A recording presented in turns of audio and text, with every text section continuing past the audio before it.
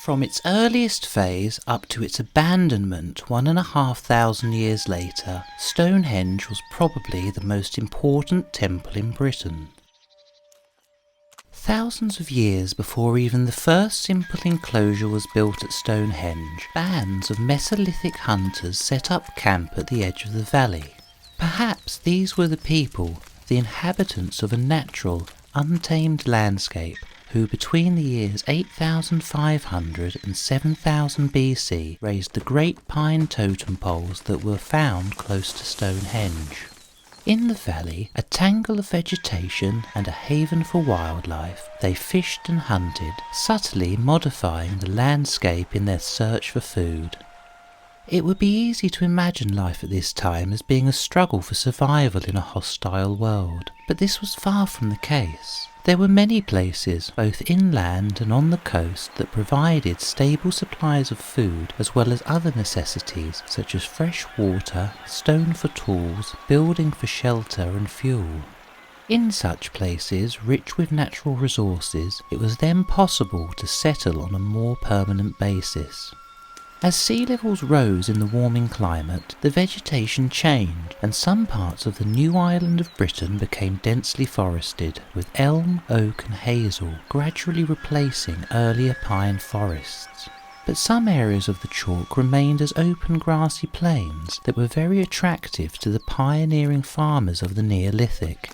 Stonehenge lies within one of these areas, where farming could start without first having to clear woodland with stone axes and fire.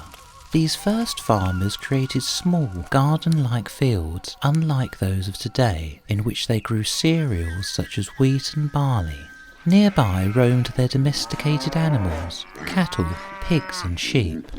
These were the people who brought new ideas from mainland Europe, the first simple round-bottom pottery, new types of flint tools, ground axes and fine leaf-shaped arrowheads. And most visible today, the idea of building large-scale structures from earth and stone. Farming, even on such a small scale, brings stability. It allows people to come together, to celebrate and to commemorate their dead in ways that demonstrate their ties to the land. In about 2500 BC, when the great stones were being brought to Stonehenge, other henges made from chalk and timber were being built within the surrounding landscape.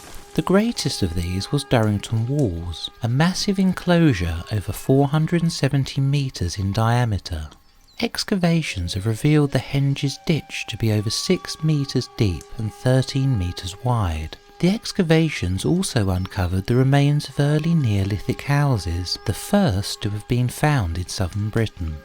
The houses were small and roughly square, the majority being only about 5 metres across, with walls of woven hazel covered in daub, and inside a square floor of hard-packed chalk, in the centre of which was a hearth. The space between the chalk floor and the outer wall may have been filled with wooden furniture. Separating the individual houses were fences of wooden stakes against which rubbish had piled up. Huge quantities of animal bone, mostly young pig, suggest large-scale feasting, possibly at midwinter. The discovery of these houses and the evidence of similar structures from other points around the henge show that there may have been hundreds of houses and perhaps thousands of people living at Durrington.